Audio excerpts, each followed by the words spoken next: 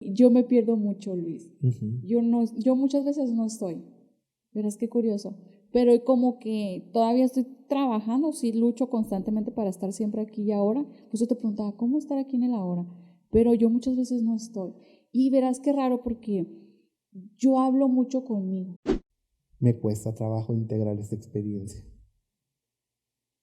porque sigo secuestrado por el trauma, por el pasado, y me privo del aquí y el ahora. Me quedé en el allá, en lo que sucedió, en esa experiencia obsoleta que ya no me sirve, pero que me tiene secuestrado. Rompí el continuo de la vida, lo que seguía, lo que se iba a ir dando, lo rompí. Pero ¿cuántas veces en nuestra vida escuchamos a todas aquellas personas, damos crédito a esas voces que en algún momento nos llevan a tomar decisiones que no son realmente lo que nosotros buscamos y necesitamos, pero sobre todo queremos?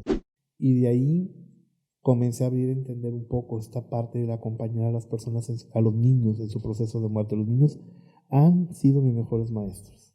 Me han enseñado mucho sobre el tema, aunque he trabajado en la muerte, me han enseñado más de vida que de muerte.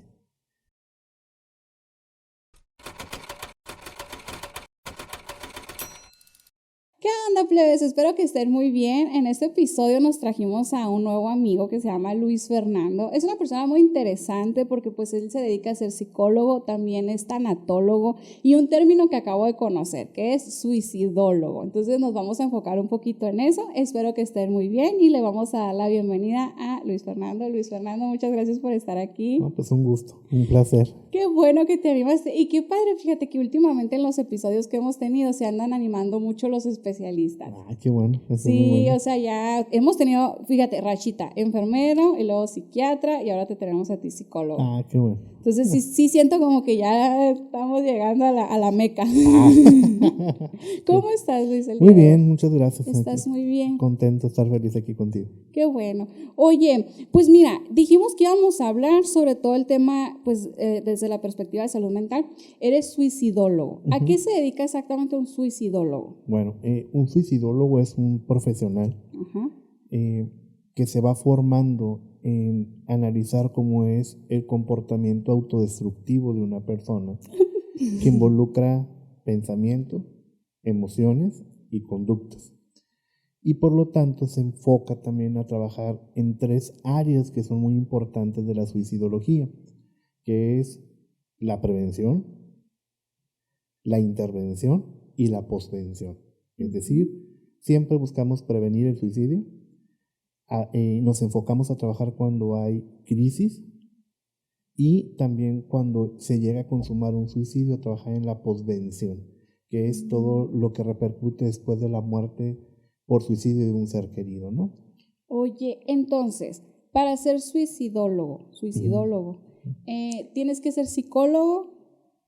No necesariamente, porque oficialmente como tal, al menos aquí en México no existe la maestría o la especialización en suicidología hasta el momento, pero ya pronto va a surgir. Pero sí hay una serie de certificaciones, hay una serie de cursos que se tienen que tomar para poder ir aproximándote a trabajar eso. Entonces tú podrías ser, no sé, un trabajador de la salud que le gustaría enfocarse a esa área. Por supuesto. Y vas tomando estas certificaciones y ya se te puede considerar como suicidólogo. Así es. No necesariamente tienes que ser psicólogo como tal. No, porque ese es un primer mito que vamos a tumbar el día de hoy. El tema del suicidio no es un tema exclusivo de la salud mental, es un tema de todos, en donde sí, obviamente se entiende mucho desde la salud mental, desde la psicología y la psiquiatría, pero eso también involucra, por ejemplo, al área de educación, involucra a la iglesia, involucra a la sociedad, a las instituciones privadas, en general todo el ambiente que rodea a una persona, ¿no? Entonces no es exclusivo de nadie este tema, al contrario, tiene que ser un tema que sea inclusivo, ¿no? Entonces tú dirías que la responsabilidad para prevenir y para acompañar y luego todavía para continuar el acompañamiento después de haberlo intentado es responsabilidad de toda la sociedad. Por supuesto, de hecho es lo que se busca, que la sociedad se integre, porque el ser humano no solamente es una entidad, está compuesto de diversas entidades, pero aparte es una entidad que está rodeada de más instituciones, ¿no? Que son las que le brindan soporte, contención, formación. La escuela es formativa y desde la escuela también tenemos que hablar de la prevención del suicidio. Desde la parte de la iglesia, que es un tema importante, también tenemos que anclar a las personas a la vida, ¿no? Fortalecerlos mucho más en la esperanza. Desde el tema de la salud mental, de psiquiatría y psicología, pues obviamente enfocados cuando hay situaciones que sustentan desde la naturaleza de los trastornos mentales y los trastornos de personalidad, pues también tenemos que hacer ese trabajo, ¿no? Y la misma sociedad que debe de fomentar de alguna manera el valor de la vida, ¿no? Que es sumamente importante. Fíjate, Luis, que nunca lo había visto así. Mira, en el tema de la sociedad es interesante porque a veces se me preguntan, ¿por qué hay tanto adolescente que atenta contra su vida? Creo que estamos en un momento muy particular, ¿no? En donde las instituciones que antes teníamos tan fuertes y que normaban gran parte de cómo nosotros nos íbamos relacionando, ahora son cuestionadas, son criticadas, se han inestabilizado. Y eso también ha dado paso, se ha perdido esta parte, en donde se ha trabajado mucho con una cultura muy necrófila, es decir, una cultura de muerte. Para donde tú voltees hay muerte. Si ahorita abrimos una red social, vamos a ver que pasó algo en algún lugar, que hubo muertos, que hubo esto. Entonces yo me pregunto, ¿cómo nos preguntamos que por qué los jóvenes viven estas situaciones cuando todo lo que los rodea tiene que ver con la muerte?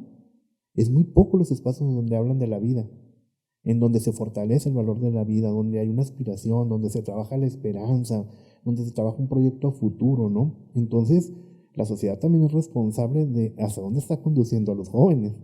Wow. Entonces, en sí, todo es integral. O sea, yo siempre lo había visto como que, es responsabilidad del Estado en cuanto a la salud, como que darte las herramientas para que pues alguien pueda prevenir esta situación. Claro. Pero ahora que platico contigo es darme cuenta de que incluye a todos los ámbitos de la sociedad y que todos somos responsables, incluso todos, o sea, Claro. Tú también como persona dentro de la sociedad también juegas un papel importante en que alguien se sienta bien o mal. Claro, porque tiene que ver con los valores colectivos. Es decir, si yo veo que estás en una situación en donde tú requieres un soporte y un apoyo, yo de alguna manera como ciudadano debería de poderme prestar a darte un auxilio, un apoyo, ¿no? No alentarte a que termines con tu vida o que entres en una serie de conflictos mucho más complejos que te van a llevar a otro tipo de decisiones que obviamente en algún momento van a poner en riesgo tu vida.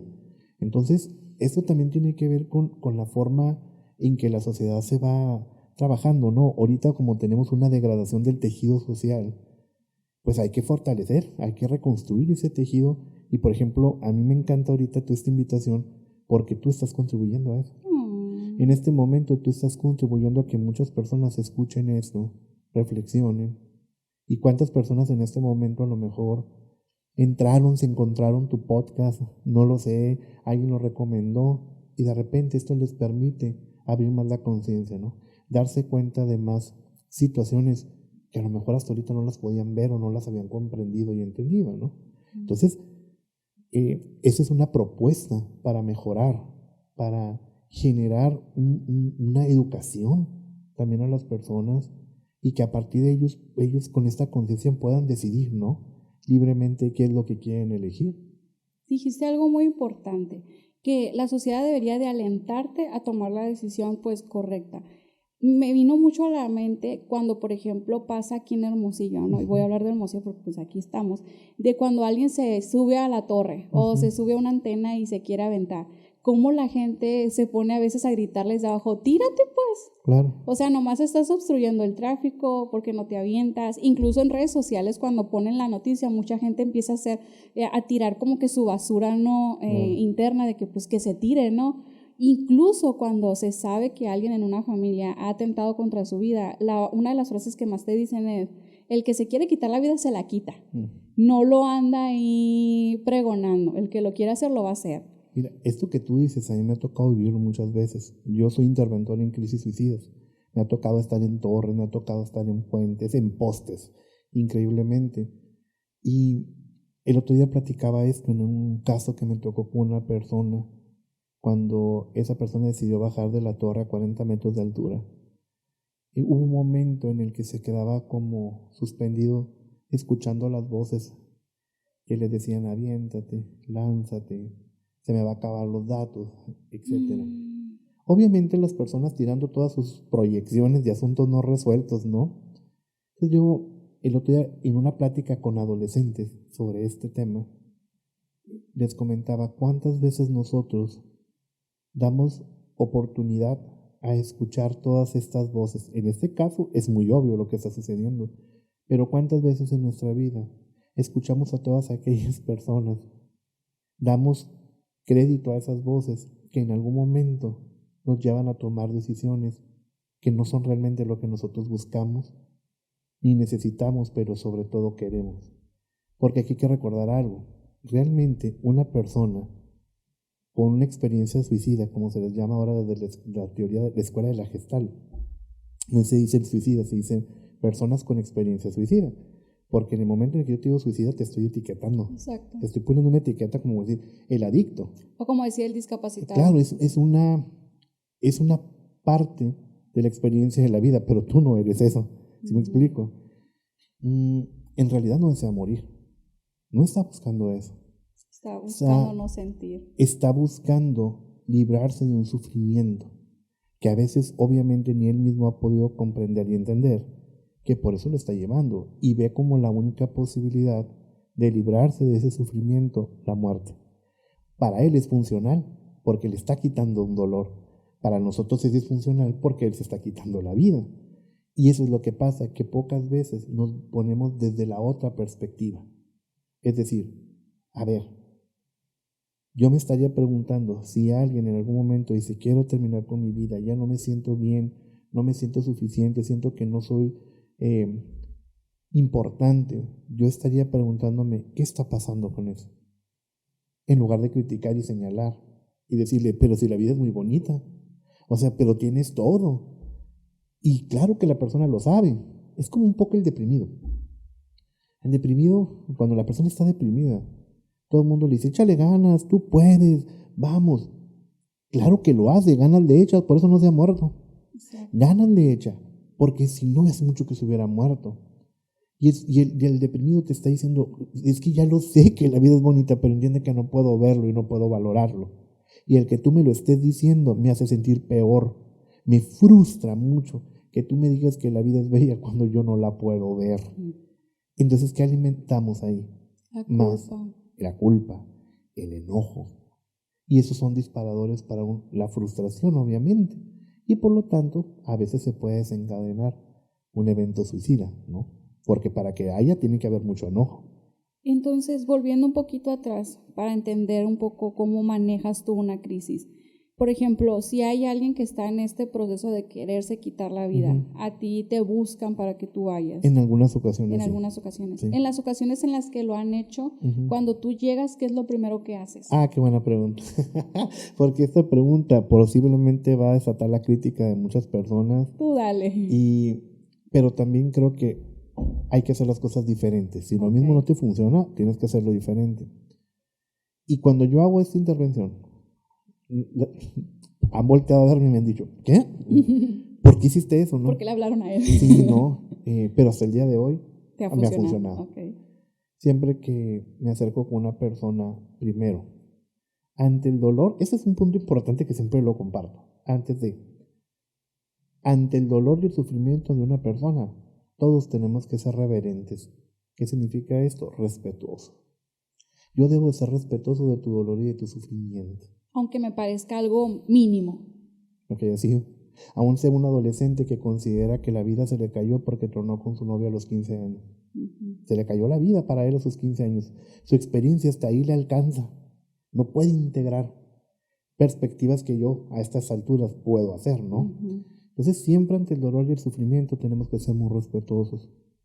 Y cuando yo me acerco con una persona, le digo esto: quiero decirte que respeto profundamente el hecho de que tú te encuentres en esta situación.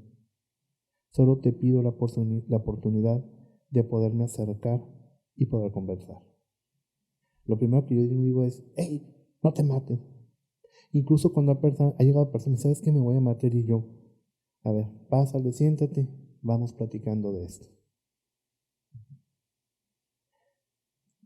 Porque ya las personas, cuando tú tomaste la decisión de estar en una torre, cuando tú tomaste o tienes un método que te puede llevar a terminar con tu vida, lo menos que puedes hacer es faltarle respeto a una persona y diciéndole, mira, yo soy don suicidólogo, experto con 40,000 maestrías y vengo a decirte cómo la vida se arregla. ¿Cómo? ¿Con qué cara? Si yo también enfrento desafíos en la vida, yo también me pregunto, ¿no? Y todos los humanos en algún momento nos preguntamos situaciones y no sabemos qué hacer. Que de alguna manera la experiencia, la formación, me permita tener una cajita de herramientas con las que yo puedo utilizar esos recursos y manejarlos, es diferente.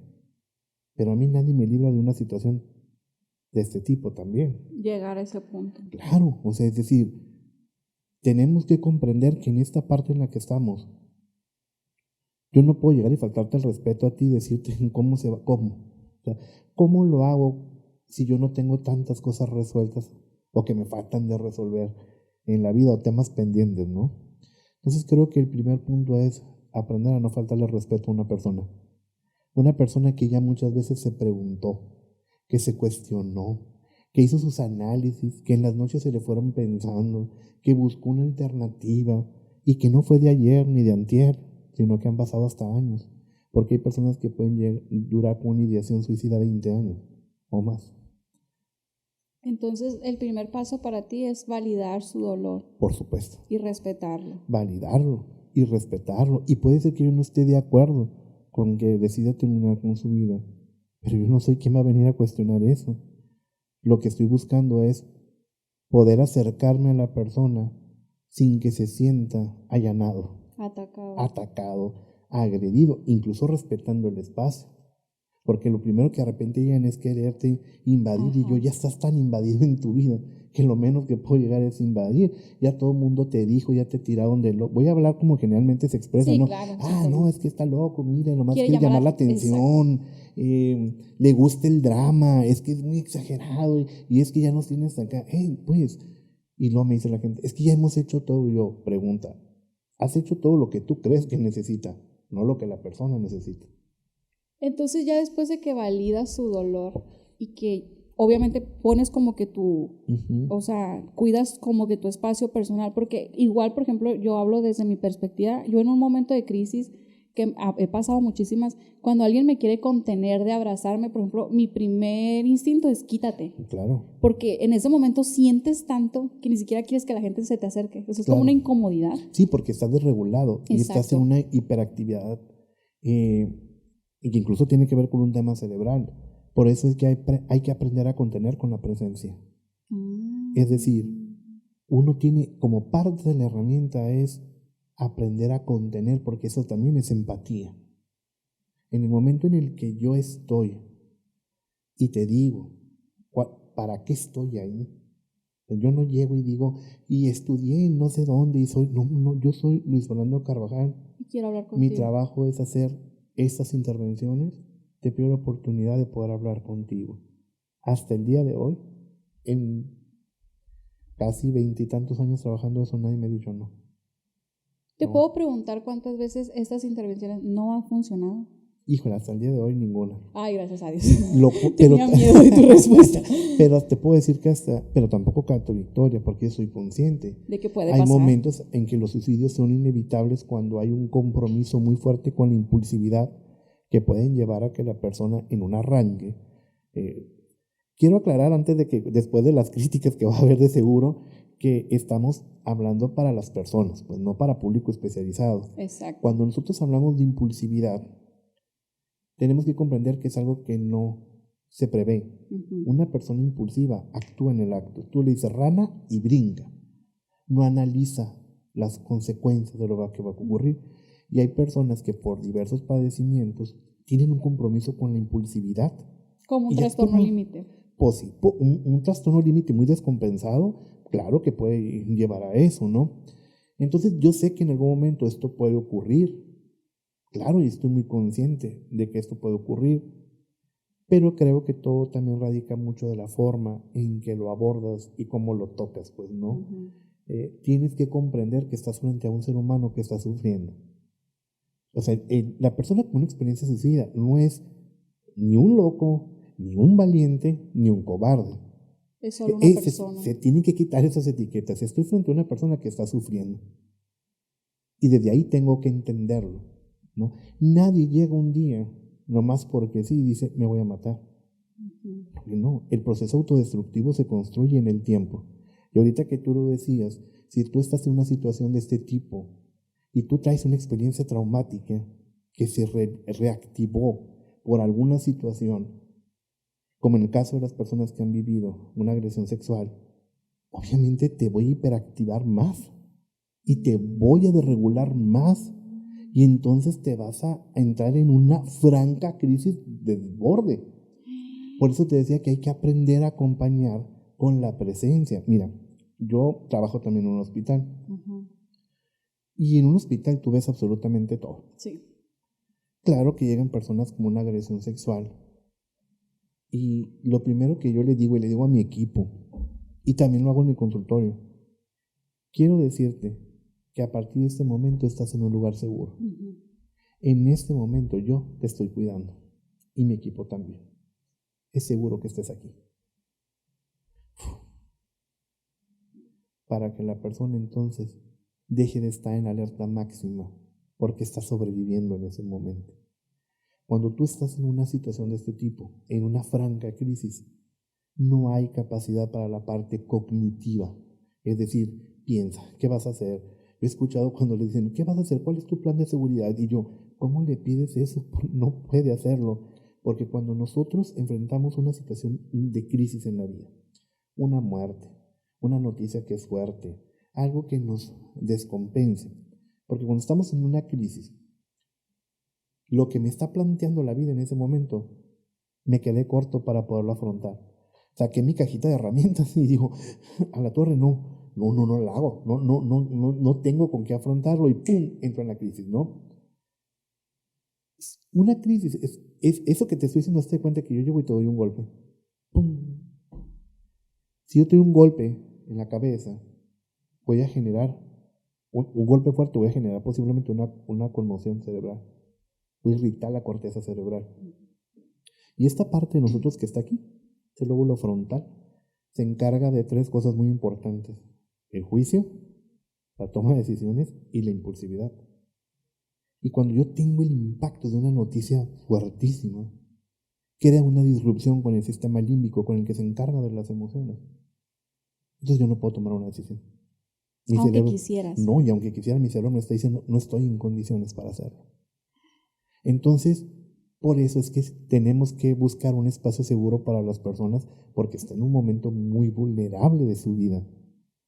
¿Cuál es mi trabajo como profesional en esa área? Resguardar a la persona. Exacto. Porque en este momento está muy vulnerable. Entonces imagínate que después de una experiencia, en el caso de una agresión sexual, alguien llega y te toca cuando ya invadieron tu cuerpo. Obviamente voy a detonar esa situación y voy a reactivizar a la persona y se va a crear un caos por completo. Entonces, ¿qué tenemos? No, tenemos que buscar no generarle más sufrimiento a una persona. Ya tiene bastante. ¿Qué tengo que hacer yo? No generarle más sufrimiento. Ya estuvo bueno hasta ahí. Mi trabajo, toda la técnica, la estrategia, el plan que yo haga, tiene que llevar a que la persona se sienta segura, se reduzca el sufrimiento para no generar o afianzar un trauma. Y que después de este proceso, de toda esta experiencia, la persona pueda reanudar su vida y seguir adelante con el menos dolor posible y con el menos daño posible. Luis, fíjate que 2 cosas que me quedaron muy, muy grabadas de lo que acabas de decir. Yo siempre lo he dicho, ¿no? En varios podcasts y en otros de mis videos. Siempre he dicho que yo he sido una persona abusada, ¿no? Pues sexualmente desde niña, ¿no? Desde los 5 años y luego se fue repitiendo en mi adolescencia y luego en mi adultez. Y yo no entendía por qué porque a mí me han sucedido crisis gracias a todo esto, primero a Dios, ¿no? Y a todo el proceso de la red de apoyo. Yo confío mucho, o sea, yo tengo una vida muy estructurada. Yo no alcohol, no nada de cigarros, me duermo temprano, o sea, mis desveladas son contadas en el año, así de que yo cuido mi higiene del sueño, porque yo sé que necesito todo esto para yo sentirme bien. Yo sé que si se desregula una de estas cositas, yo ya empiezo a tambalear. Entonces mis crisis ya, ahorita creo que la última fue de un periodo de 9 meses a la siguiente. Entonces, para mí esto es un logro fantástico, porque antes era que una cada 2 días así, pero fea. Pero fíjate que acabas de decir algo que me acaba de tronar el cerebro, porque yo que he sido víctima de abuso, cuando yo he tenido una crisis, lo primero que la gente, y lo hacen con todo el amor del mundo, mis amigos, mi familia, lo primero que quieren hacer es abrazarme o tocarme. Y la última vez que yo tuve una crisis, creo que nunca lo he dicho, la última vez que yo tuve una crisis, me pasó lo que tú dijiste. Yo estaba como que disociando y yo sentía todo el dolor porque sientes cada fibra de tu cuerpo así sintiendo dolor. Recuerdo que yo estaba viendo como que un punto fijo, estaba encima de mi carro, yo estaba como que viendo un punto fijo y la persona que me estaba acompañando me estaba diciendo de que, ¿qué quieres que haga? Le llamo a alguien, ocupas que te lleve a urgencias, necesitas que le marque a tu mamá, y me estaba como que haciendo muchas preguntas, y en ese momento tú sientes como una adrenalina muy fuerte y no sabes ni qué contestar, y es lo que dices tú, no estás listo para dar una respuesta. Y luego recuerdo que yo no, en una crisis pues yo tengo mucho llanto, lloro mucho y como que tiemblo y todo este rollo. Pero me acuerdo que esa vez me estresó tanto que la persona me tocara, porque la persona como que me empezó a tocar como para que me calmara, que yo generé un tic nervioso. O sea, yo empecé a mover la cabeza, como que sentí como una tortícolis en todo mi cuello, y yo empecé a mover la cabeza, y generé un tic. Entonces yo, ya cuando pasó este episodio, yo me acuerdo que yo le dije a esta persona, jamás había tenido un tic nervioso, no entiendo por qué hoy empecé. Claro. Pero ahora que estoy platicando contigo, es porque esta persona me tocó. Mira, aquí hay un punto interesante, y eso no te lo dije, pero yo estoy certificándome y formándome en psicotrauma. Cuando nosotros vivimos una experiencia traumática, la experiencia traumática no solamente se queda a nivel de la mente, pasa al cuerpo. Y el cuerpo tiene registro de esto. ¿Tu piel tiene registro? Claro, por supuesto, claro que la tiene. Aunque las células vayan muriendo. Eso queda en la memoria del cuerpo. En la memoria de cada célula. En la memoria en general. Entonces, ¿qué pasa? Cuando tú tienes una experiencia traumática, esa experiencia no se puede procesar y se aloja en un lugar donde no debe de tal manera que como esta experiencia no se procesa, cada vez que tú estás frente a un estímulo potencialmente peligroso en el cual tú vas a entrar en modo supervivencia, se va a detonar de nuevo. Entonces, ¿qué pasa? Cuando esto sucede, hace que las personas entren en algo que las saca de su ventana de tolerancia, digamos como su estado de normalidad, su homeostasis, su equilibrio, y van a la desregulación, se comienzan a sentir incómodos, y ya no me estoy sintiendo a gusto con tu presencia, me incomoda. Cuando esto no para y mis recursos no me ayudan a comenzar a regularme, paso a algo que se llama hiperactivación. Es decir, una parte de nuestro cerebro, que se llama amígdala, que es una parte profunda, que es muy chiquito, es la que nos defiende, mejor dicho, nos pone en alerta cuando hay miedo. Porque el miedo tiene una respuesta de supervivencia. Entonces, cuando eso sucede, manda la señal a todo el cerebro de que nos pongamos en alerta y le manda una información a cada una de las partes del cuerpo para que se genere cortisol, que es la hormona del estrés, que haya adrenalina, que comience a dispararse la glucosa para poder salir corriendo, huir, escapar de ese peligro.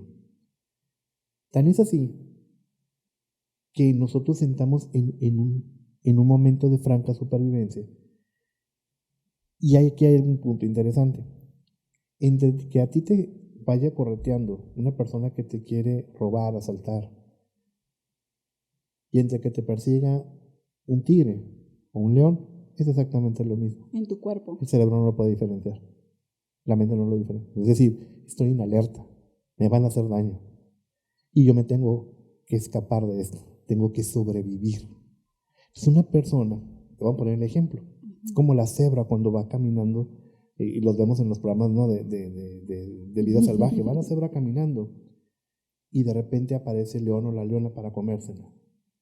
Entonces, ¿qué hace la cebra? Comienza a correr, a correr, a correr y comienza a generar toda la respuesta del estrés que tienen los animales, también nosotros la tenemos, no evolucionó, es igual de primitiva. Entonces corre, corre, corre, corre, corre, corre, corre. Y si el león o la leona no se le alcanzó a comer, se fue el estrés, tarda en recuperarse otra vez, en volver a su homeostasis, equilibrarse, que todo vuelva a su equilibrio a nivel bioquímico, y la cebra continúa caminando. Los seres humanos actuamos de la misma manera, con la diferencia que nosotros tenemos una capa extra en el cerebro que se llama corteza cerebral, que es la que nos permite razonar. Si yo vivo una experiencia traumática, de peligro, en donde mi vida incluso estuvo en riesgo, a diferencia de la cebra que sigue caminando, yo me sigo preguntando, ¿pero qué pasó? ¿Va a volver a suceder? ¿Qué tal si vuelve a pasar? No debo de ir, prendan la luz, porque la cebra se queda hasta esa parte. Porque no razona. Exactamente. Y cuando no hay razón, pues obviamente no va a haber todos los demás procesos que tienen que ver con el pensamiento, etcétera. Y nosotros, de hecho, por eso hay un libro muy famoso que se llama ¿Por qué las cebras no tienen úlceras? Entonces, ¿qué pasa? Yo vivo la experiencia, pero me sigo preguntando, ¿qué hice? O incluso hasta te culpas, ¿no? Claro, ¿por qué a mí qué hice? ¿Cómo iba? ¿Por qué iba vestida? Como muchas chicas pasa, ¿no? Que de repente es que iba vestida, y es que la cebra no hace eso. La cebra no se pregunta, o sea, ¿por qué me atacó el león si yo soy buena onda? ¿Por qué si yo no hice nada, si yo nomás iba pasando? Y nosotros nos comenzamos, pero ¿por qué si era mi papá? ¿Por qué si era mi tío? ¿Por qué si era mi amigo, mi amiga? ¿Por qué me pasó esto? Y ahí es donde hace la diferencia la experiencia traumática. ¿Y hasta qué momento es válido preguntarte esto? ¿Hasta qué momento es válido? Creo que a veces es necesario porque es parte de la respuesta. El comenzar a buscar una explicación lógica de qué fue lo que pasó. Pero en realidad no hay una respuesta que uno lo pueda convencer de por qué una persona te atacó o te agredió. No hay una justificación para que tú lastimes a un ser humano, como me la pongas. No hay. Después de que este proceso se puede ir trabajando, uno da lugar a los para qué.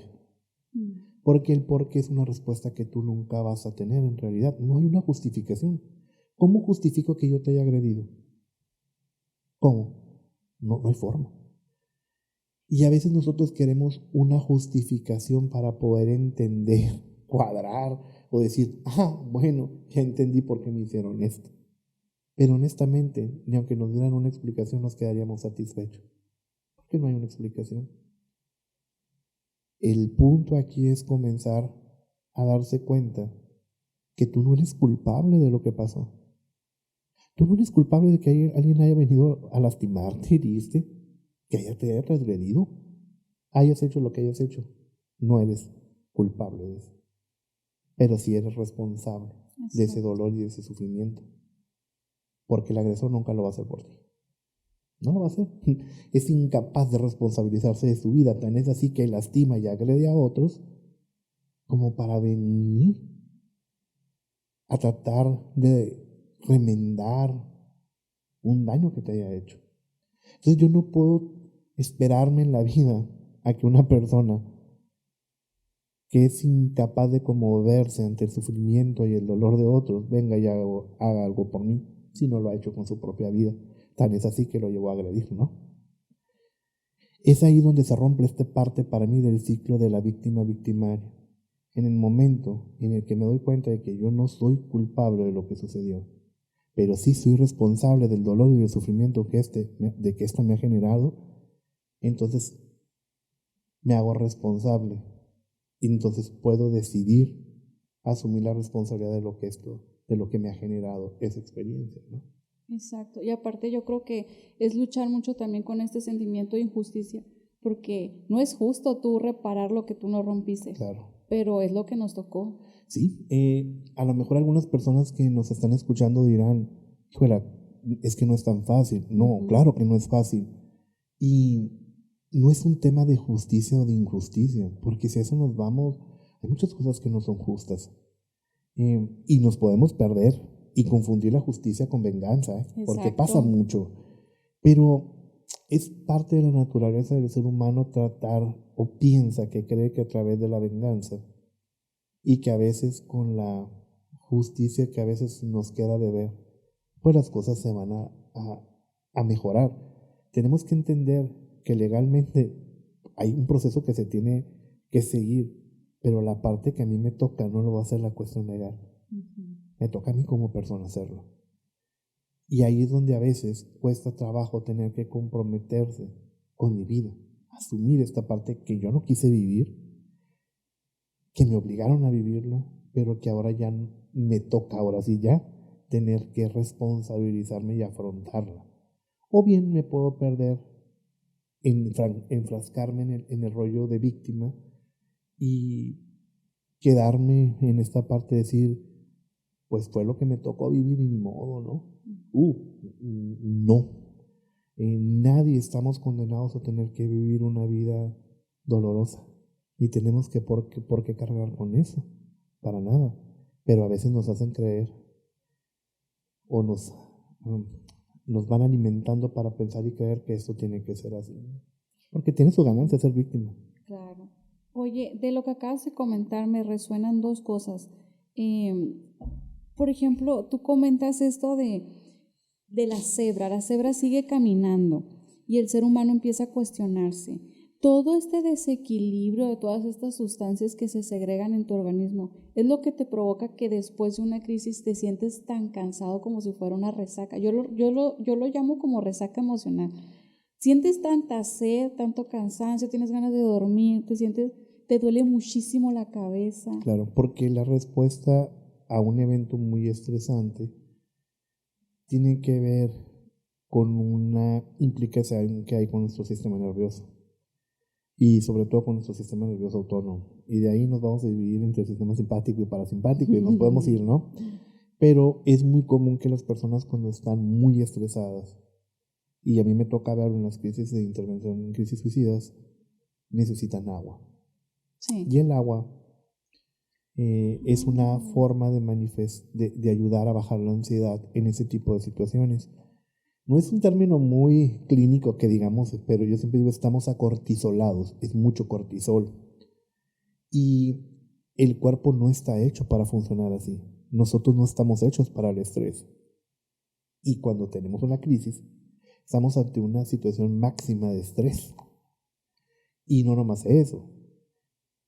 Por ejemplo, si en algún momento alguien te quisiera asaltar y tú corres para poderte librar de eso, va a haber un momento en el que a lo mejor la persona desiste, ya no hizo nada, ¿y qué pasa? Todos nos quedamos así como, la gente le llama desguanzados, no, pum, se pierde la energía, porque hubo un gasto enorme de energía.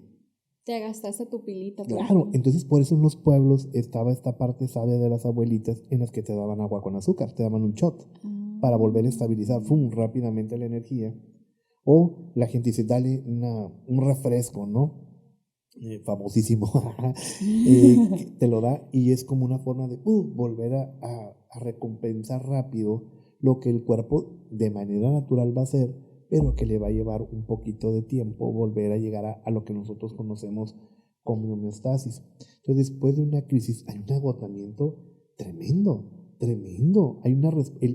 Te estresaste mucho, te acortisolaste y lo que tenemos que hacer es bajar el cortisol. Por eso las personas cuando comienzan a bajar el cortisol les da mucho sueño y después de repente de la crisis les da mucho sueño porque es una forma en la que el cuerpo se está recuperando. Y, o sea, ¿recomiendas tú después de una crisis tomar mucha agua y descansar? Bueno, tomar agua en el momento, lo que pasa es que el agua por sí sola no va a hacer nada, ¿no? Es siempre después de una crisis uno tiene primero que estabilizarse, estar en su lugar seguro, ¿no? No generar ambientes de estrés o factores estresantes. Segundo, si es necesario y estás bajo un tratamiento, acudir y consultar con tu médico y a partir de ahí el descanso es sumamente importante porque nuestro cerebro también necesita descansar. No lo vemos. a veces cuando estoy en el hospital les digo, hey, el cerebro también sufre, ¿eh? Pero a veces, por ejemplo, es más fácil que te pidan una placa, unos rayos X y todo el mundo ve ahí, digo yo, pero como el cerebro no lo puedes dar tan fácilmente, les digo, el cerebro también sufre. Cuando yo tengo una crisis, mi cerebro sufre. Mueren neuronas cuando tú tienes una crisis. Bueno, las neuronas mueren siempre, ¿no? Mueren ok. siempre, todos los días mueren neuronas. Más bien tiene que ver con un proceso de golpe que hay con el cerebro a partir de la parte emocional que le genera un daño, le genera un sufrimiento. Oye, pregunta a lo mejor un tanto filosófica. ¿Se sabe dónde se guardan las emociones? O sea, ¿hay una parte material de tu cuerpo donde se podría decir, ahí están guardadas tus emociones? Bueno, la parte que nos hace como mamíferos tener la parte en el cerebro se llama sistema límbico, ¿no? Que es el lugar donde dan cabida a las emociones. Pero cuando te duele algo, y aquí muchos van a decir, ¿por qué dijo eso? Generalmente cuando a ti te dan una noticia dolorosa, ¿qué te duele? El corazón. Les voy a dejar de tareas a todos que averigüen cuántas células hay en el corazón y por qué existen las corazonadas. Hay muchas. Porque hay una explicación para eso. O sea, pero es el sistema límbico donde se desarrollan las emociones. Lo que nos permite Lo que nos permite tener las emociones. Pero todavía ciencia cierta no se sabe. En esta parte del cuerpo es donde están. Pues dicen que no, pero todos sabemos, por experiencia y por práctica, que hay lugares en donde sentimos más. De hecho, no sé si has escuchado del síndrome del corazón roto o el síndrome de Tatsukubo, que básicamente se puede confundir con un infarto y que verdaderamente es una forma de romper el corazón. De hecho, las personas que están en un duelo, en las primeras horas después de la noticia de la muerte de un ser querido, ¿qué te gusta? 48 más horas, 36, corren el riesgo de que pueda haber un infarto. Oye, y entonces por eso muchas culturas hablaban como de un área inmaterial, el alma, y luego siempre la ponen como que en esta parte, ¿no? Claro. Como del... Sí, porque se siente. A veces el querer ser tan científicos hace que nos perdamos en el ser humano, ¿no? Sí. Y yo siempre cuando una persona me dice me duele, yo le pregunto ¿en dónde? A ver, lleva tus manos. Aquí, algunos me dicen acá. O en la boca del estómago. En la boca del estómago. Y yo creo que lo importante es llevar a que la persona pueda contactar para que la pueda validar. Es decir, no está mal sentir lo que sentimos. Nos han enseñado también que las emociones son buenas y malas, y femeninas y masculinas. Y eso no es cierto. Exacto. Las emociones son emociones, punto. Y hay dos emociones con las que el ser humano, bueno, generalmente los mexicanos, yo lo he visto, porque lo platicábamos mucho con la persona que me formó a mí, mi maestro. Al mexicano se le confunden mucho la tristeza y el enojo. Sí. Son como dos emociones en nuestra cultura que están como que ya no sé si estoy enojado a veces o estoy triste, ¿no? Y a veces se nos confunde y le preguntamos a las personas, dice, ¿estás triste? No, pues más bien estoy enojado. Y tú, ¿cómo? ¿Por qué tiene que ver con la cultura? ¿Qué pasa cuando una persona está triste? Lo primero que le decimos, no te agüites. No llores. No llores. Sin llorar, te dicen. Sí, y aparte, desde niño te enseñaron, en el caso de nosotros los hombres, a que no está bien llorar, aguántate, ¿no? Los hombres no lloran, tremendo introyecto que metemos ahí. Claro que los hombres sí lloramos. Y generalmente la tristeza y el llanto se lo permitimos mucho más a las mujeres, ¿no? Es decir, está bien que tú llores porque eres mujer, fíjate nomás, ¿no? Y tú no porque eres hombre. Entonces, en el caso, por ejemplo, pasa con nosotros, en el caso de nosotros los hombres, cuando nos sentimos tristes y que se te ocurre decirlo, te lo invalidan inmediatamente. Te agüites, liviánate, todo se arregla, no, túmbate el rollo, te dicen, ¿no? Échale gana. Échate una cheve. Entonces, ¿qué pasa? En el momento en el que yo expreso cómo me siento y tú me dices eso, lo primero que te estoy diciendo es que no te estoy escuchando. Y segundo, hago que te sientas avergonzado, en este caso estamos hablando de expresar cómo te sientes. Entonces, ¿qué haces? Te guardas la tristeza. Porque está mal decir que estoy triste. Hay una amiga que siempre dice, como dice Luis Fernando, pero en realidad eso no es mío. Cuando alguien llega y me dice, es que estoy triste, ¿cómo estás? Dices, muy triste. Y yo, pues bienvenido a la tristeza. La gente, ¿cómo? Bienvenido a la tristeza. No nos vamos a pelear con ella. Vamos a sentirlo. Incluso cuando llegan al consultorio, los que ya me conocen y tenemos ya tiempo en el proceso, digo, ¿cómo vienes? Y me dicen, vengo muy triste. Pues bienvenido con tu tristeza. Así eres bienvenido. Con tu tristeza, adelante, pasa, siéntate. Y con el enojo pasa lo mismo. Nos han enseñado que está mal estar enojado. No te enojes, cálmate, túmbate el rollo. También creemos que el enojo es salir a golpear. Y a veces no nos agrada tener a alguien enojado. Pero también el enojo se tiene que validar. Y ya entender que es mi derecho estar enojado. Es mi derecho estar enojado. A veces digo a las personas, estás en todo tu derecho de estar molesto. Valida el enojo.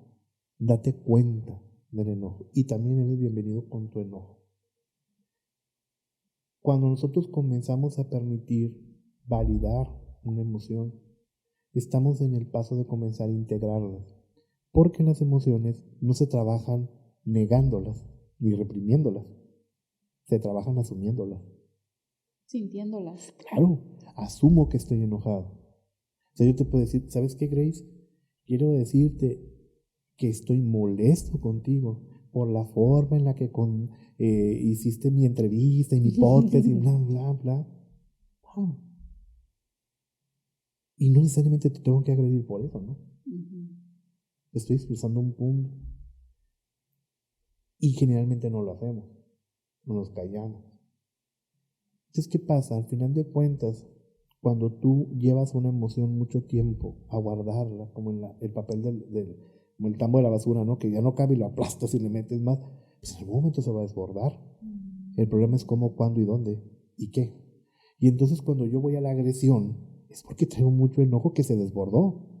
Y es cuando tronamos, reventamos, y entonces nos desregulamos porque aventamos todo lo que no pudimos aventar y salen todos los demonios que tenían buen rato guardados en el bote de la basura, ¿no? Oye, entonces por eso mucha gente explota, por así decirlo, por algo que nosotros decimos, por eso explotó, pero en realidad es que traía un cúmulo de cosas ahí guardadas. Claro, sí, es decir, es que se fue la gota que derramó el vaso, pues sí, pero si yo me hubiera sentado, a ver, el enojo tiene una función, todas las emociones tienen una función, el enojo tiene una función de poner un límite. Cuando yo te digo algo, te estoy poniendo un límite. Y gran parte de los problemas que ocurren en nuestra vida ocurren porque no sabemos poner un límite a los demás. Y la gente llega y transgrede tu vida, y la gente se mete en tu vida, y la gente se intromete en tu vida. Y nosotros no ponemos un límite. Y te voy a compartir algo que una vez me dijo una buena maestra mía. En un momento en el que alguien me invadió mucho, y yo le decía, es que mire todo lo que hicieron conmigo. Y me dice algo, te voy a decir algo, Luis Fernando, me dice, no sé si la vayas a aguantar. Y yo, venga, estamos en proceso en terapia grupal, pues que venga, ¿no? No, venga, le dije, me dice, ¿cómo permitiste que te faltaran tanto al respeto? Paz, me senté. Porque no te diste cuenta que al permitir que te faltara el respeto, te faltaste el respeto a ti mismo. Y eso uno tiene que reflexionarlo, que ¿cómo es posible que haya permitido que me faltaran el respeto? Y a veces, no, mejor calladito me veo más bonito, no, para que sea un loco en vez de dos, ¿no? Buscamos un montón de justificaciones ante una situación que tiene que ver con mi autocuidado. Fíjate, ahorita que tú decías, oye, yo no tomo, no hago esto, porque es parte del autocuidado tuyo. Parte del autocuidado es aprender a poner un límite a las personas. Y es también decir, no te voy a permitir que me faltes el respeto. Entiendo que no estás de acuerdo conmigo. No tenemos que coincidir, ni tenemos por qué estar de acuerdo. Pero no te voy a permitir que me hables de esa manera. No te voy a permitir que transgredas esta parte. Y entonces eso es poner sana distancia. Sana distancia no es alejarme y salir huyendo.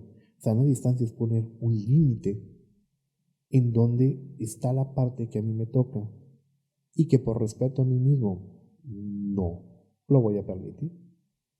Fíjate, Luis, que acabas de decir algo muy interesante. Yo soy alguien que yo siento demasiado, o sea, uno de mis tantos diagnósticos es el trastorno límite de la personalidad. Entonces ya ves que Yo siempre lo he sentido desde muy niña, que yo tengo mis emociones muy intensas. Y hace rato estaba teniendo una conversación con unos amigos yo.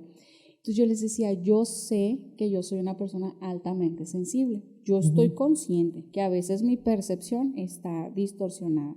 Pero a pesar de que yo sé que mi percepción está distorsionada, el sentimiento sigue estando ahí. Entonces, por ejemplo, cuando alguien hace un comentario, aunque sea jugando, aunque sea como que estamos en la cura y lo que tú quieras, si esos comentarios me están haciendo sentir mal, aunque yo sé que soy altamente sensible, aunque yo sé que yo los percibo de una manera como más atacándome, aunque yo lo sé, prefiero como que decirte, no bromees así conmigo. O sea, yo sé que yo soy muy sensible, pero sí me hace sentir incómoda, pues. Y eso está bien. Y está bien, pues, pero te digo, mucha gente, ay, qué sensible, qué enfadosa, qué llorona. Yo, no, pues a lo mejor y sí lo soy, pero me hace sentir mal, no lo hagas mejor. Claro, porque ahí tú estás poniendo un límite a tu persona.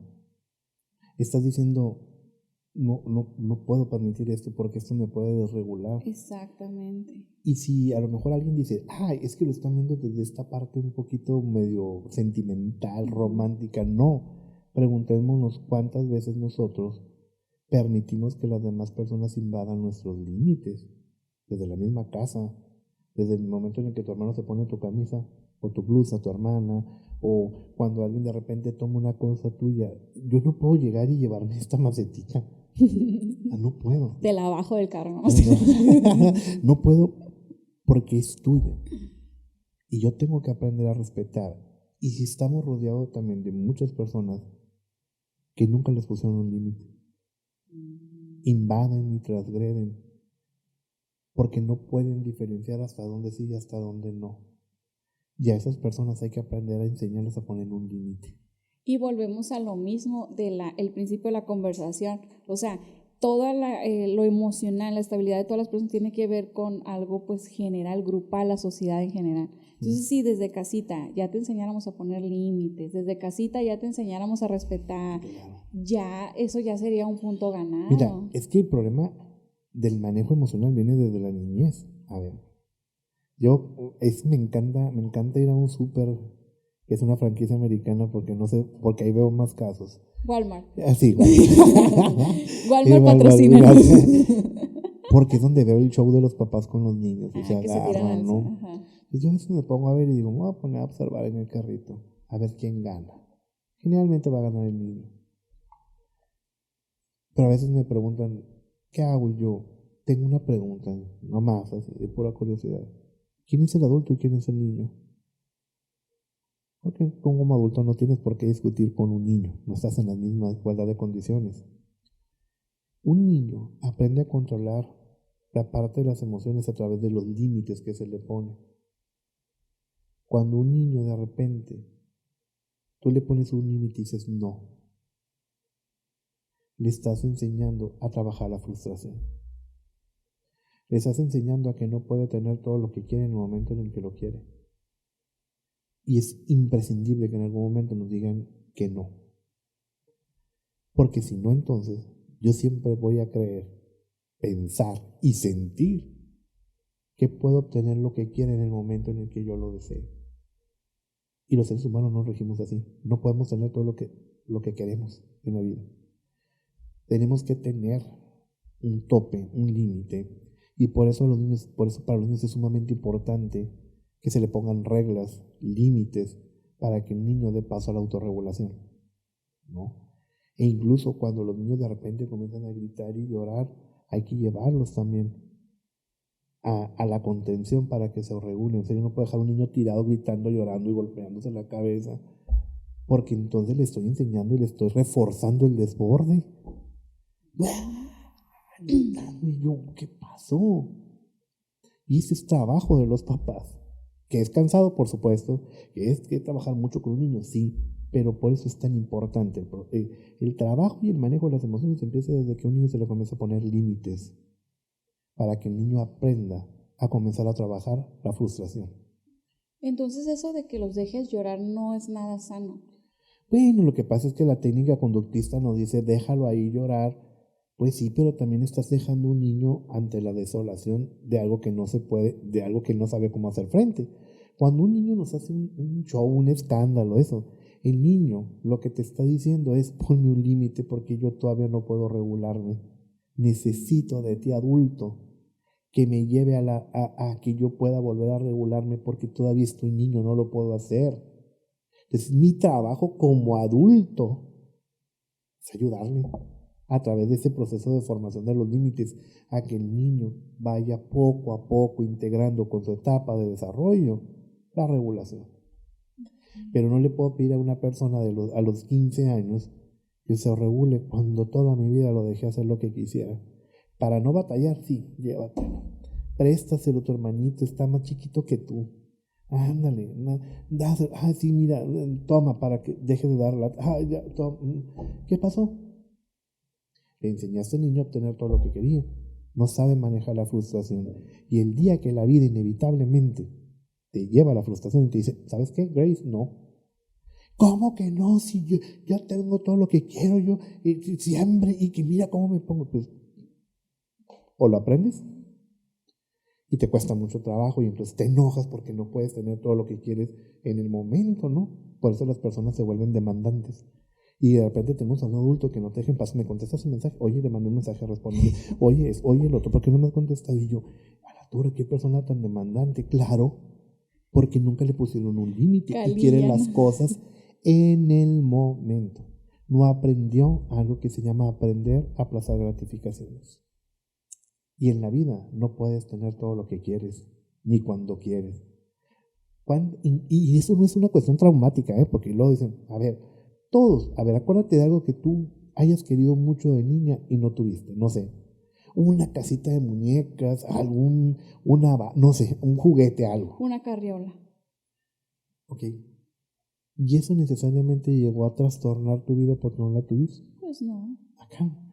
En su momento para ti dices: ¿qué quiero? Esa carriola. A mí me pasó con las tortugas ninja en mis tiempos. Yo era mi sueño, por favor, las 4 tortugas. Y yo decía: no las voy a alcanzar a tener porque iba a llegar Santa Claus y no está.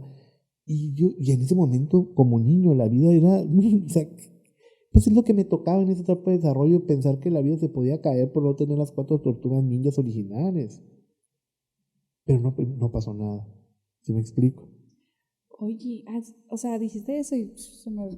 O sea, dijiste, cuando eres niño piensas que la vida se te va a caer porque no tienes las 4 tortugas ninja. O sea que lo que uno piensa que va a detener tu vida es dependiendo del nivel de conciencia que has adquirido en el momento. Sí, claro, los niños, es muy complicado hablar de la conciencia porque oficialmente el niño no tiene conciencia, pues hasta que llegue una etapa en la que ya puede ¿Dónde se abrir aloja la conciencia? ¿Quién sabe?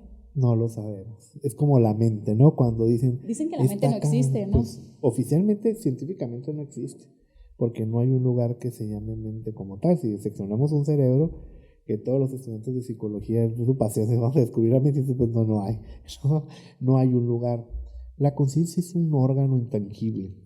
Hay órganos intangibles. Pues desde el punto de vista terapéutico, y desde un enfoque humanista existencial, filosófico, digamos que la conciencia es un órgano intangible. Como el alma. Uh-huh. O el espíritu, ¿no? Entonces, depende mucho de la experiencia que tú vas integrando en tu vida. Te pongo un ejemplo. A lo mejor si yo voy con un niño de 5 años al kinder y le pregunto sobre qué es la muerte, no me va a poder dar una respuesta, obviamente, por la etapa en la que se encuentra estructurada como me la daría un adulto. Exacto. Que la muerte tiene que ver con el hecho de que una persona deja de vivir, ya no siente, que la muerte es irreversible, porque ya ves que en las caricaturas siempre pasa que el coyote y el correcaminos le tira con algo y el otro cuadro vuelve a salir vivo, o lo llevan al hospital y ya revive, ¿no? Uh-huh. Y los niños, por esa etapa en la que están, a lo mejor así lo consideran, pero si tú vas y le preguntas a un niño con cáncer en un hospital, que ya ha tenido la experiencia de muerte de sus compañeritos, a lo mejor te habla de conceptos más específicos por la experiencia que ha tenido. Entonces, en los niños pesa más la experiencia que la etapa de desarrollo en la que está. Entonces el niño va integrando de manera diferente por el ambiente, por las condiciones en las que está, aunque no tenga la edad para procesarlo. la vida lo está forzando a que comience a integrar una serie de situaciones diferentes, pues no. Por eso te decía, depende, porque un niño entonces, no estoy diciendo que vaya a comprender la muerte ni que la pueda procesar como tal, aunque no le es ajena, ¿no?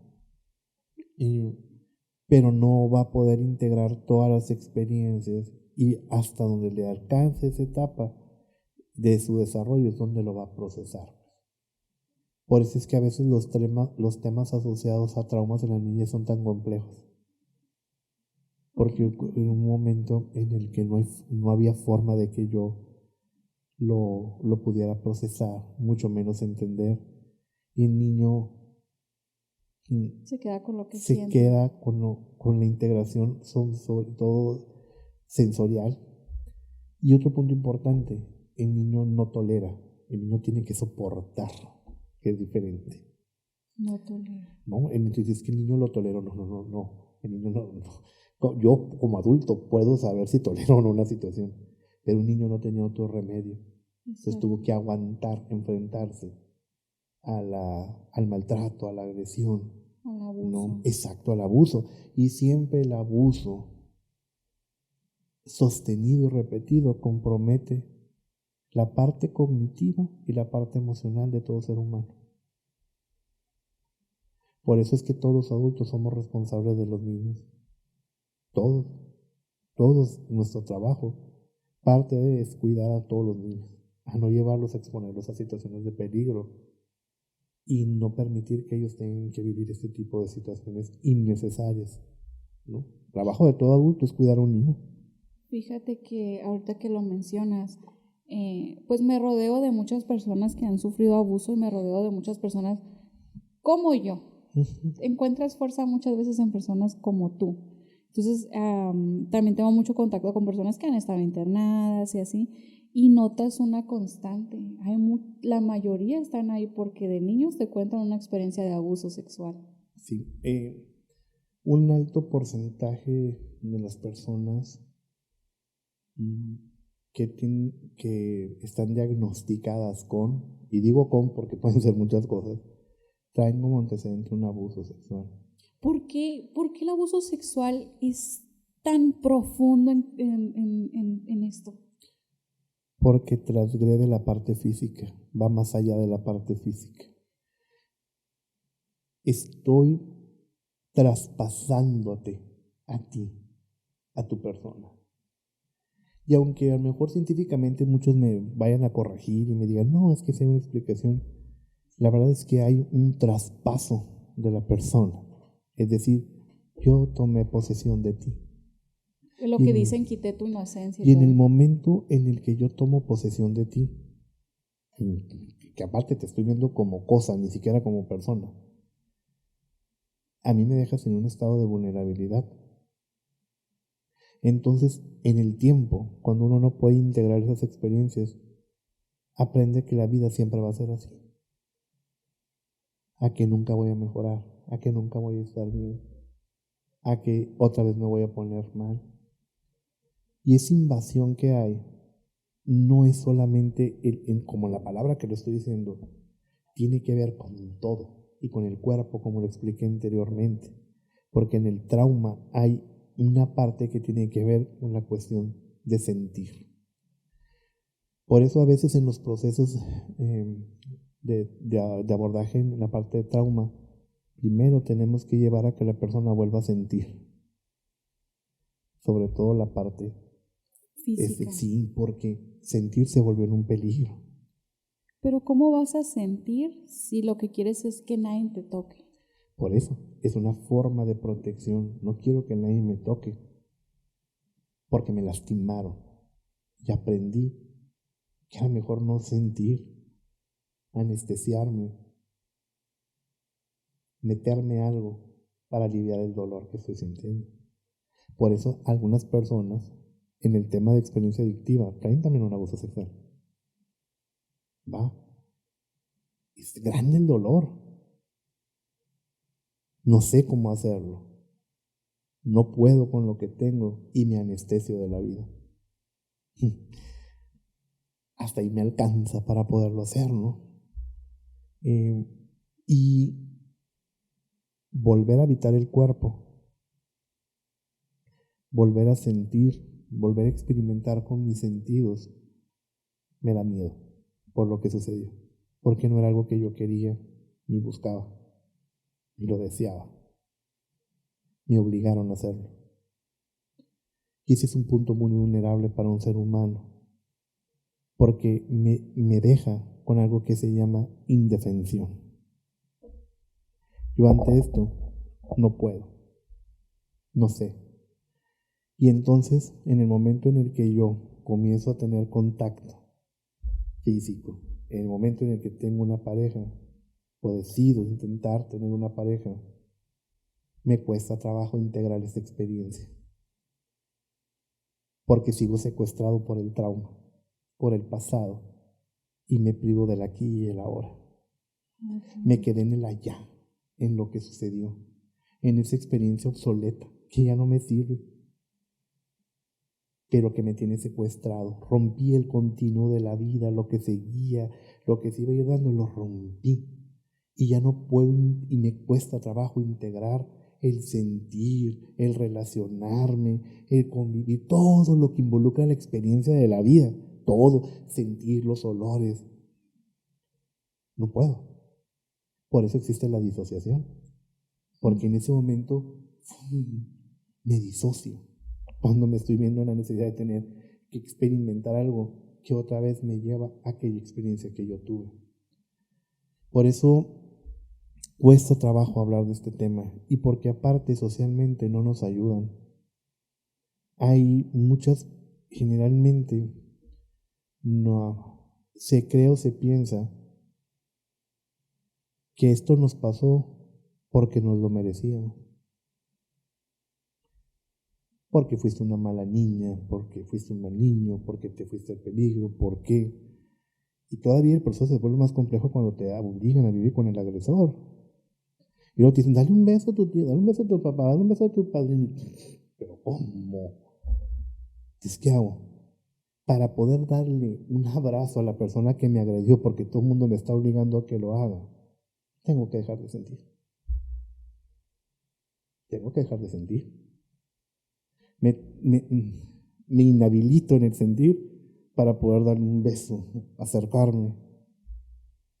Porque si siento, voy a vomitar o no sé qué va a pasar conmigo. Y cuando somos niños, no podemos manejar esta situación. Más cuando te lo invalidaron y de repente te dicen, no, pues es que pues, te quiere mucho, así, fue una equivocación, tú lo malinterpretaste. Y ningún niño malinterpreta, ¿eh? Claro que no. El niño sabe perfectamente que se incomoda ante esa situación.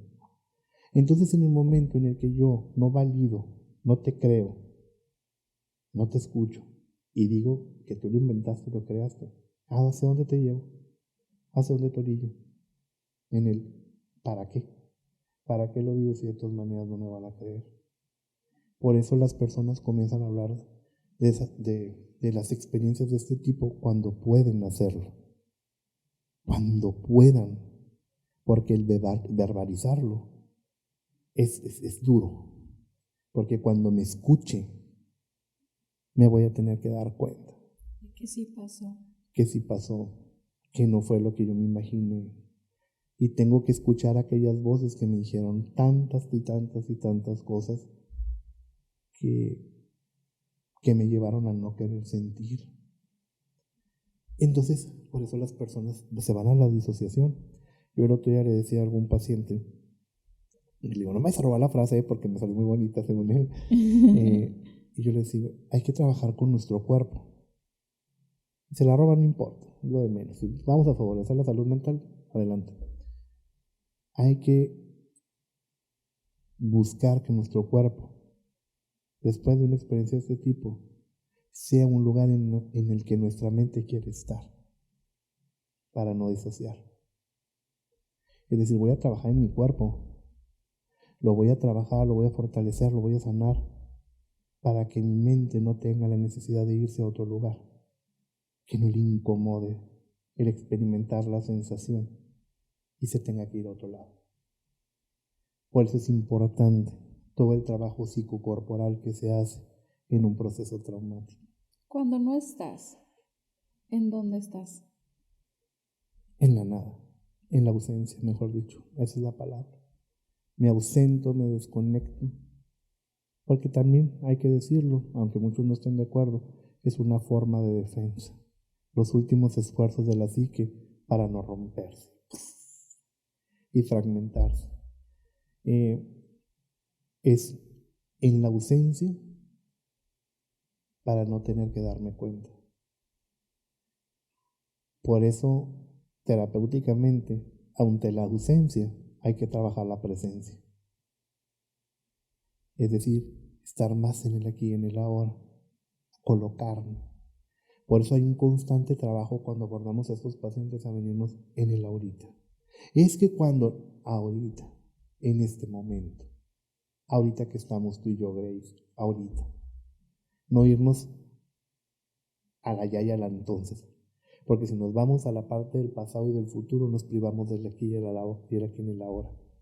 Y necesitamos aprender a colocarnos en el aquí y en el ahora para que nos podamos arraigar. A eso en inglés le llaman grounding, arraigamiento, fortalecerme, quedarme aquí, anclarme a la vida. Porque en el trauma no estamos cimentados, nos movemos, nos sentimos no fortalecidos, ¿no? Y ante cualquier experiencia o estímulo que ocurra, entonces me inestabilizo. Como ahorita que le pegué el micrófono, ¿no? Que es probablemente escuchen ahí un trancazo.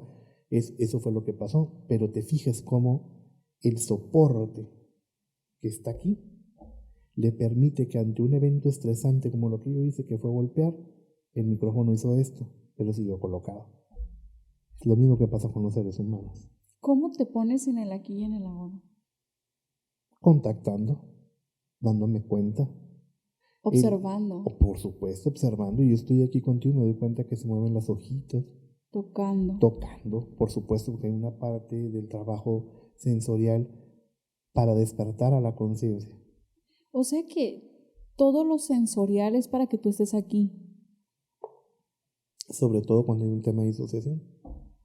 Por eso los deportes ayudan mucho. Por ejemplo, yo practico, aunque ahorita ando fuera, por unos temas, yo practico artes marciales. Practico un arte marcial tradicional coreano que se llama Tansudo. Ese es un espacio seguro para mí. Es un espacio en donde yo sé que estoy cuidado siempre. Yo tengo un maestro que sé que me está cuidando en cada uno de mis movimientos, en las patadas. Que si yo lanzo una patada, me la va a corregir y me decir, no, la fuerza sale de acá. Pero aparte, el trabajo que yo hago, cuando yo hago una forma, cuando yo me pongo de tal manera, ayudo a la parte de la estimulación del cuerpo. Las personas que han tenido procesos traumáticos incluso llegan a perder el equilibrio porque hay una parte que golpea en la ínsula, golpea y nos impide tener una integración de la propiocepción, es decir, en dónde estoy colocado, en dónde estoy ubicado, que estoy sentado, que estoy de pie.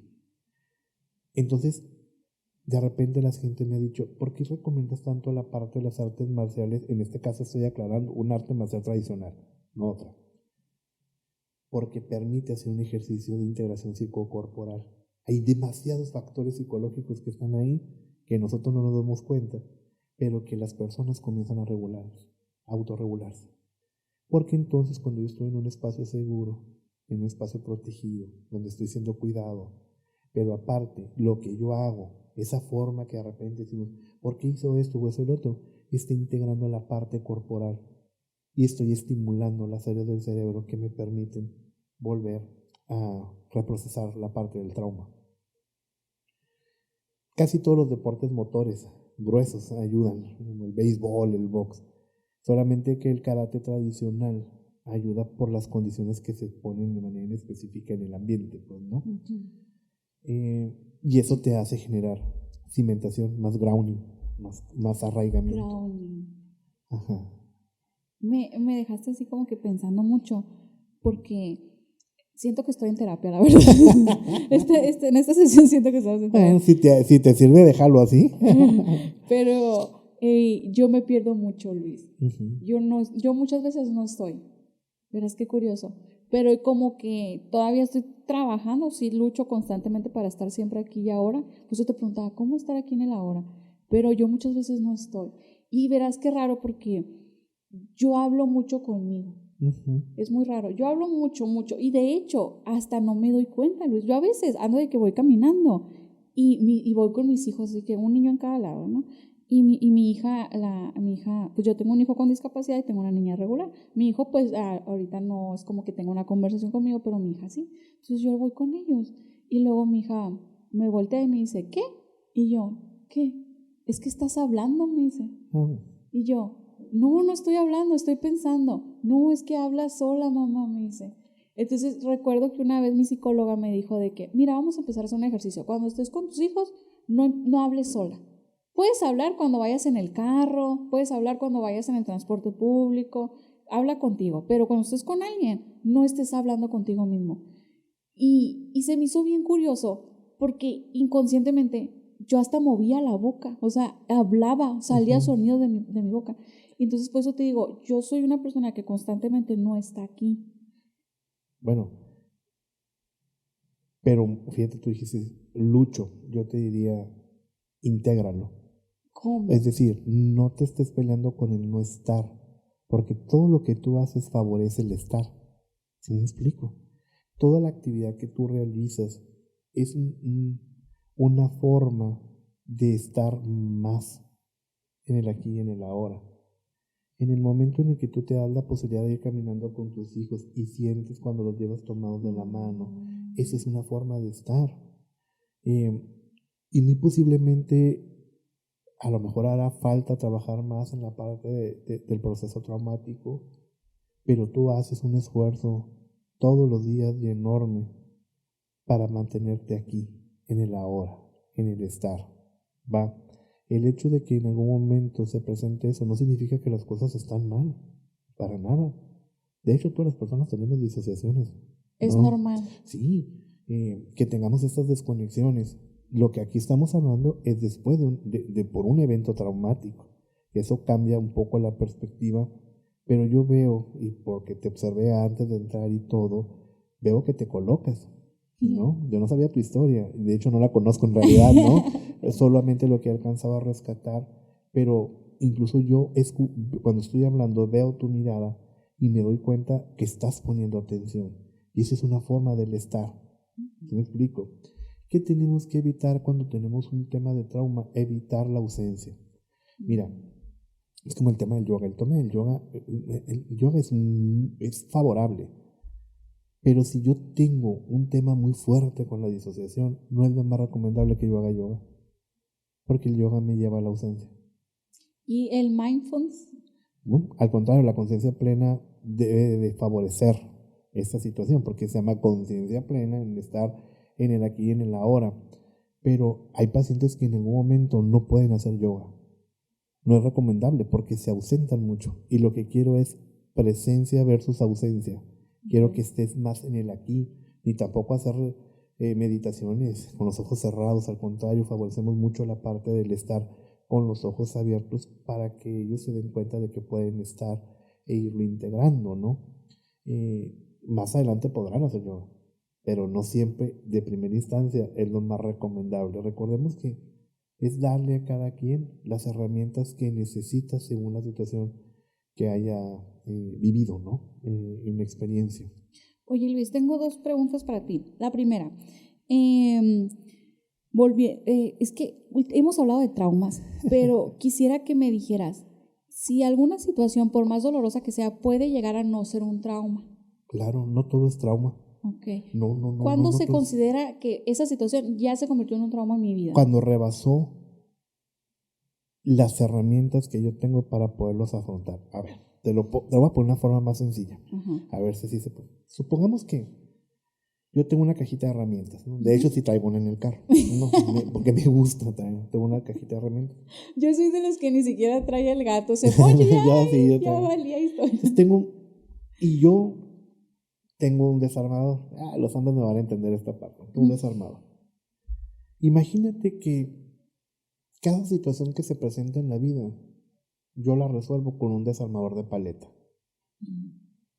Y yo quiero arreglar este micrófono que a lo mejor se aflojó con un desarmador de paleta. Y voy a cambiar, por ejemplo, un enchufe. Y, bueno, sí cabe. Bien, si le hago tantito, aunque es de estrella, lo muevo. Pues sí entra. Pero es un momento en la vida en la que no voy a poder resolver todo con un desarmador de paleta. Invariablemente voy a necesitar uno de estrella. Pero tampoco todo se va a resolver con un desarmador de estrella. ¿Qué tengo que ir haciendo yo? Integrando más herramientas en mi vida. ¿Dónde las consigo? Las consigo. Las herramientas es lo que yo necesito. ¿Y qué herramientas voy a gestionar conmigo mismo? Los seres humanos buscamos mucho afuera lo que está dentro, Y hay muchas respuestas adentro. Todos los seres humanos tenemos un kit básico de supervivencia. Todos tenemos una mochilita que nunca, a lo mejor no somos conscientes porque no nos hemos visto en la necesidad de sacarla, ¿no? Pero todos tenemos un kit de supervivencia básico para poder mantenernos en la vida. Te voy a poner un ejemplo. ¿Cuántas cosas han pasado en tu vida y a pesar de lo que ha sucedido, tú sigues estando aquí? ¿No? Y ahora tú te das cuenta que tienes muchos recursos que tú no sabías que los tenías, pero las situaciones te fueron llevando a sacarlos. Los recursos se pueden descubrir dentro, se pueden agregar a través de nuestras habilidades, destrezas, tanto motrices como cognitivas, etc. Y no solamente es tenerlos, es saber usarlos e instaurarlos. Porque a lo mejor yo no sé gestionar mis recursos. O sea, tengo de todo esto, pero no sé para qué sirve. Como cuando abres como cuando no sabes cambiar una llanta y dices tú, tengo un gato, tengo la cruceta, tengo el candado de seguridad, la tuerca de seguridad, pero ¿cómo se hace? O sea, si tengo los recursos y todo el mundo, pues si tienes una extra, tienes el gato, tienes la cruceta, se acabó, pero no sé cómo usarlos. Entonces me voy a quedar parado hasta que alguien llegue y me diga, ¿qué pasó? Es que se me ponchó la llanta. ¿Y traes extra? Sí. ¿Y traes un gato? Sí. ¿Y traes la cruceta? Sí. ¿Y traes el birlo de seguridad? Sí. Pues ya se hizo. Pero yo no sabía cómo. No sé cómo debo de poner el gato, en donde, no sabía que había un birlo de seguridad. No solamente está en el recurso, saber cómo lo voy a usar. Porque entonces, si yo no sé usarlo, me va a llevar de nuevo al no ser suficiente. ¿Ves? Mira, nunca puedo hacer nada. ¿Te das cuenta cómo me equivoco? Es que soy una torpe, ¿no? Como pasó ahorita. Cuando dices tú, no, las cosas suceden. Luis Fernando, por favor, ya. Las cosas suceden y entonces lo que tengo que es aprender a administrar esos recursos. Y fíjate que hay un punto más. A veces esos recursos están, pero no los hacemos porque el ambiente nos ha enseñado a que eres tonto, torpe, que no eres suficiente, si fueras más inteligente, mira, doña Lenta, mira esto, el otro. Y dices, no, pues no lo hago, no tengo, ¿no? Como cuando vas a la escuela y sientes que no eres tan inteligente como tus compañeros, ¿no? Pero estás en la escuela y estás aprendiendo. A lo mejor yo no tengo por qué tener un 100, pero estoy aprendiendo. Lo mismo que pasa acá con los recursos, ¿no? Entre más los conozca, entre más pueda identificar de qué manera me sirven ante una situación que la vida me esté planteando, entonces voy a decir, tengo todo esto, me voy a sentir fortalecido, armado para enfrentarlo. Pero si una situación viene y esa situación me resta y yo no tengo la forma de poder enfrentarlo, no lo puedo procesar, posiblemente se quede en la parte del trauma. Entonces, no todas las experiencias nos van a llevar a un trauma, no hay que traumatizar todo. No, porque todos vivimos muchas situaciones en la vida y no necesariamente van a llevar a un trauma. Por más difíciles que sean. Claro. Imagínate, entonces estaríamos llevando a las personas a decir que absolutamente todo, en todo se va a generar un daño y no es así. Porque ¿no? en todo hay dificultad. Por supuesto. Entonces, no todo es trauma. Por supuesto. Fíjate, Luis, que el tiempo se me ha ido volando también. No quiero que te vayas. Segunda parte. Fíjate que con Ale, que es psiquiatra, también nos pasó lo mismo, que ya llegamos así al final y yo no quiero que se vayan. Oye, Luis, fíjate que yo tenía una pregunta, pero creo que me la has ido contestando tú solo en el transcurso del podcast. Yo te iba a preguntar, ¿por qué decidiste ser Suicidólogo. suicidólogo, perdón? Y la verdad que en el tiempo que hemos estado hablando, me parece alguien con mucha calidad humana y alguien muy sensible. O sea, eres alguien muy empático. Fíjate que me han dicho eso. Sí, de verdad. Me O han sea, dicho eso. hablas y se te nota que sientes lo que dices y eso está bonito. Mira, yo no elegí ser suicidólogo. La vida me lo planteó. Yo entré en este tema mm, de la tanatología, primero, después de la muerte de un sobrino, mi sobrino Pablo. Pablo muere un 18 de julio del año 2000 y yo el 11 de septiembre de ese año, como un mes y medio después, entro a hacer el servicio social al área de oncología del hospital infantil. Paz, la vida me la jugó tremenda. Pablo murió de cáncer. Pablo murió en 18 de julio por leucemia, linfoblástica aguda. De ahí empecé el camino de comenzar a integrar el tema de la muerte, que me costó mucho trabajo. No fue fácil para mí, tenía 19 años. Con falta de experiencia de vida y otras cosas, ¿no? Y de ahí comencé a abrir, a entender un poco esta parte de acompañar a las personas, a los niños en su proceso de muerte. Los niños han sido mis mejores maestros. Me han enseñado mucho sobre el tema. Aunque he trabajado en la muerte, me han enseñado más de vida que de muerte. Y algo que yo no quería era trabajar con niños. Y ahí aprendí primero algo en la vida. Nunca digas nunca. Yo no quería trabajar con niños y creo que ha sido lo mejor que me ha podido pasar en la vida. Segundo, yo todos los días le pedí a Dios que no me llegara un paciente con un intento de suicidio. Tenía pavor a eso, ¿no? Yo, no, por favor, que no vaya a pasar, es lo único, mándame donde sea, pero eso no. Bueno, soy un hombre creyente, ¿no? Entonces, ¿qué crees que fue lo primero que me pasó? Me llegó un paciente en el hospital. Y dije yo, pues, ¿qué habíamos acordado? Que no, que eso me daba miedo. Entonces decidí asumirlo, no pelearme con eso.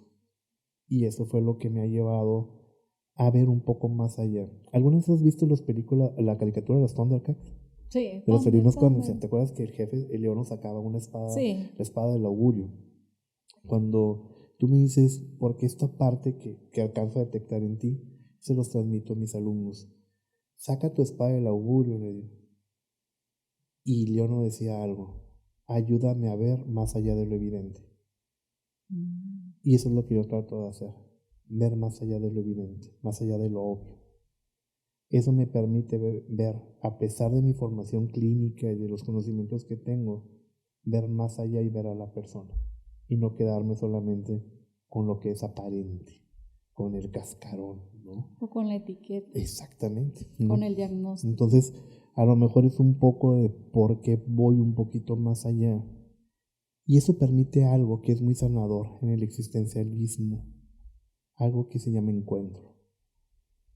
Es decir, esta parte del encuentro en esta relación en la que estamos libres de tantas conjeturas, juicios a priori, etc., me permite darme cuenta de quién es el otro, lejos de las etiquetas, del juicio. Y diría un filósofo, Martin Buber, en vez de ser un tú y yo, estamos en una relación yo-tú, en una sola palabra. Yo-tú. Tú eres tú, yo soy yo, pero en un yo-tú, ¿no? Y creo que eso me ha permitido a mí ver un poco más allá solamente de la parte de la experiencia, ¿no? Un poquito más allá, y creo que eso también es muy sanador en una relación terapéutica, ¿no? En ese sentido. Y creo que también encontrarle propósito a esto. Y yo siempre lo he dicho, no en los episodios de podcast, pero sí en mis redes cuando lo ves. El podcast nació para darle un porqué al sufrimiento, ¿no? Entonces, si solo sufriste por sufrir, no le encuentro mucho caso, pero si sufriste para enseñar a otros, considero que valió la pena. Mira, lo que pasa es que el sufrimiento no es un medio, no es un fin, es un medio. Exacto. El sufrimiento es una elección, porque nosotros sufrimos porque no queremos experimentar el dolor y hago todo lo que puedo para tratar de ser feliz cuando no lo soy e irremediablemente termino sufriendo. Te cambio un poco esa palabra del por qué para el para qué. Es decir, ¿para qué necesitaba vivir esto en mi vida? ¿Y qué voy a hacer con eso?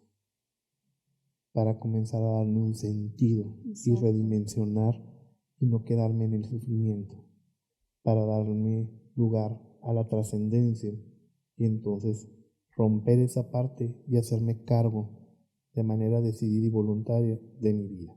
Yo creo que eso es lo que yo siempre cuando me pregunto cuál es tu objetivo, es acompañar a una persona a que de manera consciente y de manera responsable elija responder con un sí a la vida. Wow, Ese es mi objetivo. qué bonito. Luis, te agradezco mucho, primero, que hayas venido. Segundo, yo sé que esta hora sale cara, pero que no me la cobres, te la agradezco. Te agradezco mucho que nos compartas tu conocimiento porque sé que te ha costado, o sea, tanto como personalmente como pues también académicamente te ha costado y agradezco que nos lo des, no lo desminuces y nos lo entregues, eso lo agradezco mucho.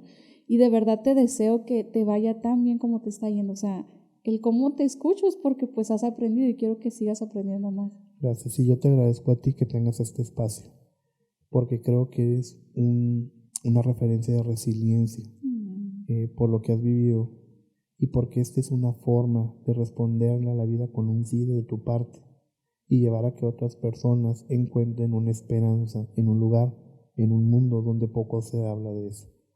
Y habla de tu sentido de vida y de tu compromiso de llevar a las personas a redescubrir el sentido de su vida a partir de estas cápsulas y que a partir de ahí ellos se puedan anclar y respondan con un sí De a manera la vida. consciente. Claro, siempre de manera consciente. A cuando yo te agradezco a ti esa contribución porque cuando haces esto estás ayudando a prevenir mucho, no solamente el tema del suicidio, sino el tema de la salud mental en general. Muchas gracias, Luis. Gracias a ti. Plebes, pues llegamos al final de este episodio. Yo creo que todos nos vamos a ir con muchísima información y eso es lo más importante. Y me quedo con lo que Luis menciona al final. Decirle sí a la vida de manera responsable y siempre consciente. Nunca hacerlo solamente de manera ya para que ya la gente se quede tranquila. No, de manera consciente. De verdad les agradezco mucho que hayan visto este episodio. Si lo vieron hasta acá, por favor, denle like, compártanlo, pásenselo a alguien que le va a ayudar en algo y claro, suscríbanse y sigan viendo nuestro contenido. Muchas gracias, plebes. Hasta la próxima.